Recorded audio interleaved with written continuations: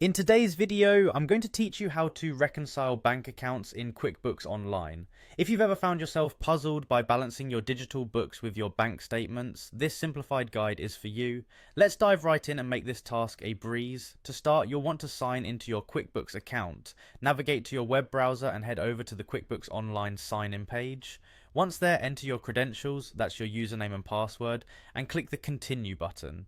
If you've set up multi-factor authentication for added security, you might need to complete that step as well. Once you're signed in, direct your attention to the upper right corner of the screen where you'll find the Settings menu. Click on it and from the drop-down option select Reconcile. This is the feature we'll be focusing on today, which helps seamlessly manage your accounts and ensure everything matches up as it should. After clicking on Reconcile, you will be prompted to choose the account you wish to reconcile. This could be your checking account, savings, or any other kind of account linked to your QuickBooks. Make sure you choose the account that corresponds with the bank statement you have on hand. It's crucial to have your bank statement accessible because we'll need some exact figures directly from it. Now take a look at your bank statement and locate your statement ending balance. This is the amount your bank lists as the final balance for the statement period.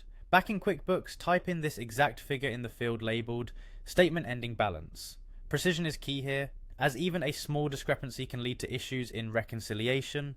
Next, you'll need to enter the statement ending date. This date is another detail gathered directly from your bank statement, and it indicates the final day of the transaction period you are currently reconciling.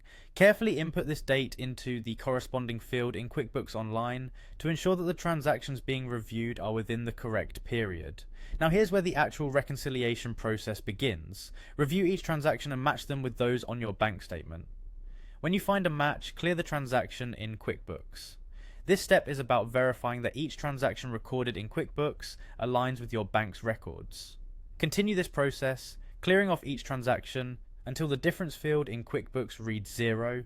This number represents any potential discrepancies in your reconciliations, and our goal is to ensure it reads 0 before finalizing.